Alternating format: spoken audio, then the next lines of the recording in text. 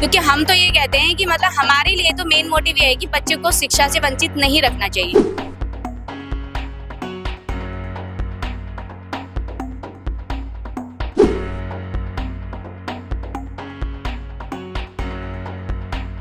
इसमें भी हम कोशिश कर रहे हैं कि उनका डॉक्यूमेंट्स फिर से बनाए जाएँ और प्रयास करते हैं कि इसमें जो और भी स्टेक होल्डर डिपार्टमेंट है उनकी भी सहायता लेते हैं।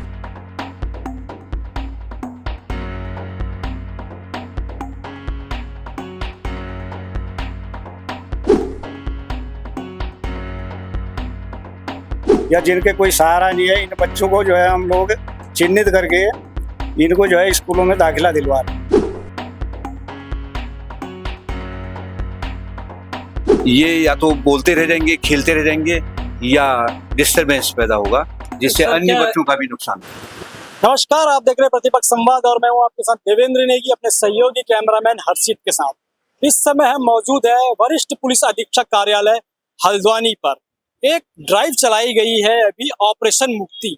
तो जानते हैं ऑपरेशन मुक्ति है क्या, किस विषय में है ये ऑपरेशन मुक्ति। इस समय हमारे साथ मौजूद है SP city Haldwani Prakash Chandra ji. Sir, ये ऑपरेशन मुक्ति है क्या और किस तरीके से कार्य हो रहा है? देखिए, जो बच्चे भीख मांगते हैं या कूड़ा बिन रहे हैं या जिनसे काम करवाया जा रहा है, छोटे बच्चे जिनको कि स्कूल जाना चाहिए था, उनको उस कार्य से मुक्त करके उनको स्कूल में दाखिला कराना ही ऑपरेशन मुक्ति है। ये गत माह मार्च फर्स्ट वीक से 5 तारीख से पुलिस मुख्यालय द्वारा इसको लॉन्च किया गया था, जिसमें कि इस तरह के जो कार्य करने वाले बच्चे हैं उनको रिकवर करके, उनका सत्यापन करके, उनसे वो कार्य से हटा करके उनको स्कूलों में दाखिला कराना था। हमने टोटल 166 बच्चों को हमने रिकवर किया है। सर, नैनीताल जिले से 166 बच्चे? हाँ, ये पूरे जिले से 166 बच्चे रिकवर हुए और जिनमें से 106 का हमने स्कूल में दाखिला भी करा दिया है।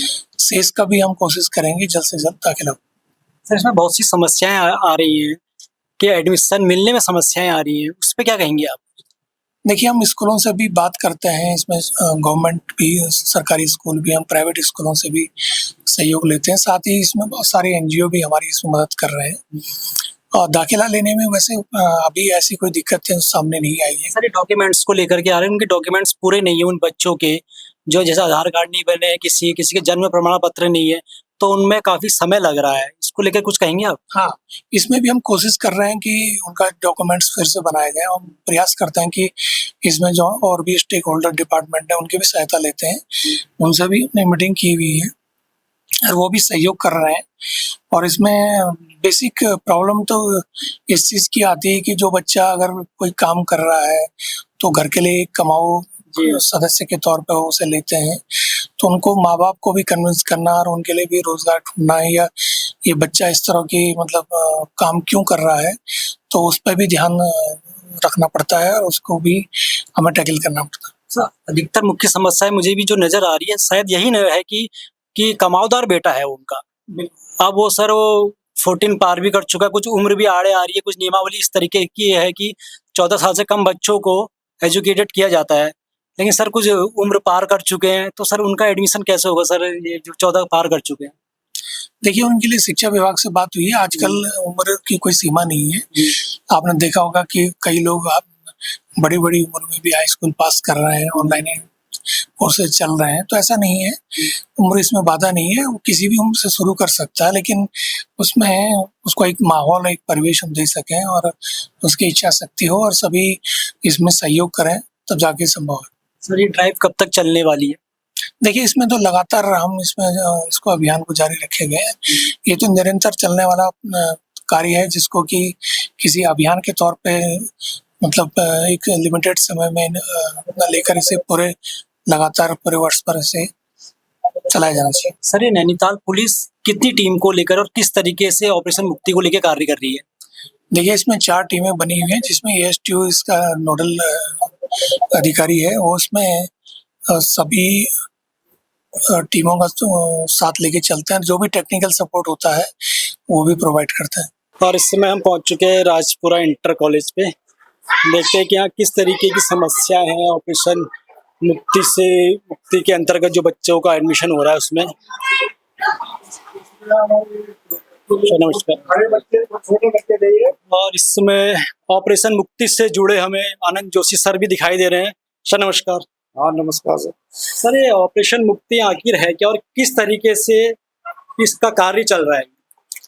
सर ये हमारे मुख्यालय स्तर से ये ऑपरेशन मुक्ति एक टीमें बनाई गई है, जिला स्तर पे है, जिसमें ये भिक्षा नहीं शिक्षा दो के तहत ये कार्यक्रम ये चल रहा, ऑपरेशन चल रहा है।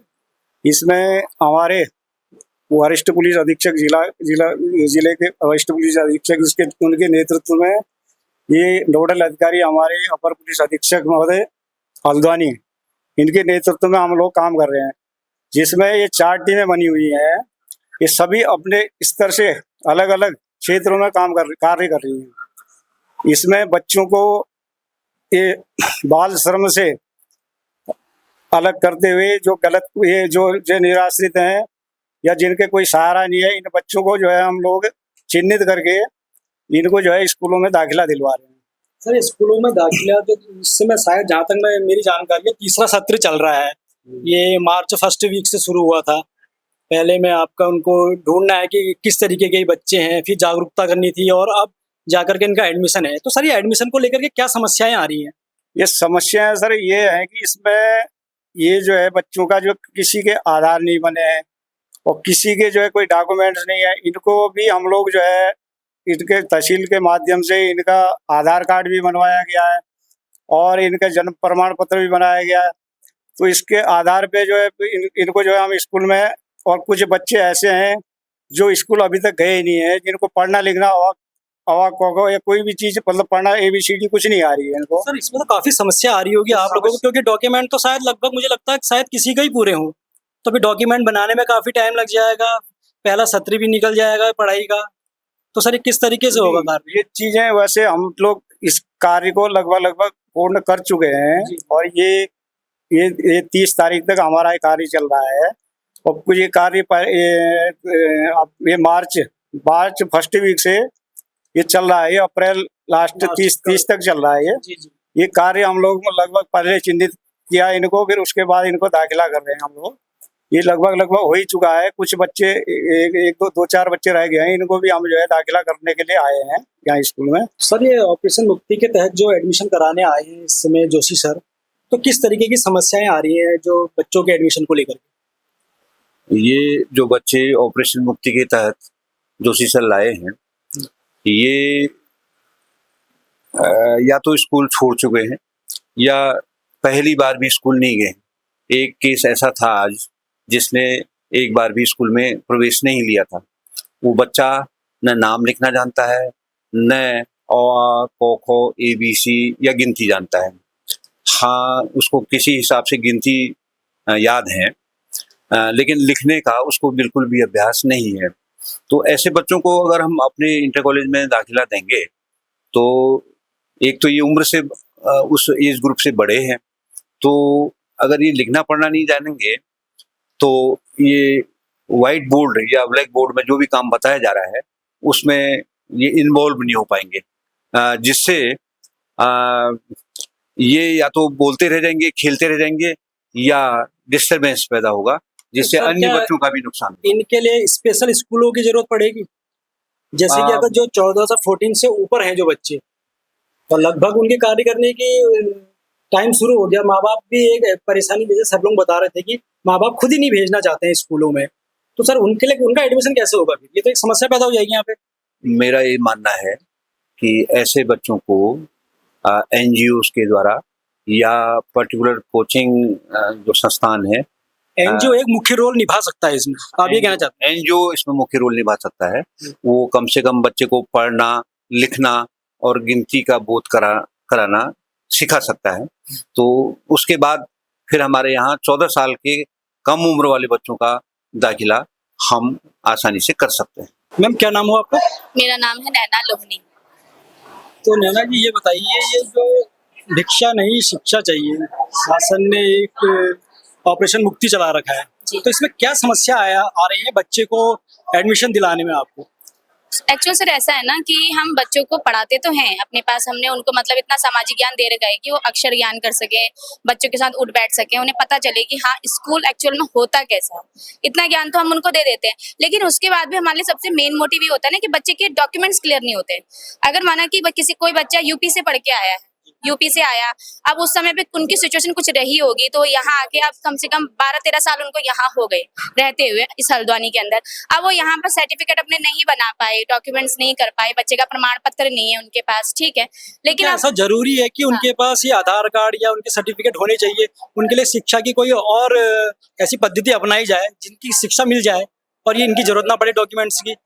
हम नहीं, ऐसा नहीं है ना फिर, क्योंकि हम जब स्कूलों में जाते हैं एडमिशन के लिए, स्कूल में हमें खुद कहा जाता है, वहाँ के जो प्रधानाचार्य होते हैं या वहाँ के शिक्षक जो होते हैं वो हमसे कहते हैं कि आप उनके डॉक्यूमेंट्स लेकर आइए, बिना उसके हम कुछ नहीं कर सकते, क्योंकि उनका भी ये कहना होता है कि हम आगे फिर अपार आईडी बनाते हैं। जब अपार आईडी बनाते हैं तो उसमें बच्चे का आधार कार्ड, उसके पेरेंट्स का आधार कार्ड चाहिए होता है जरूरी, क्योंकि हम तो ये कहते हैं कि मतलब हमारे लिए तो मेन मोटिव ये है कि बच्चे को शिक्षा से वंचित नहीं रखना चाहिए।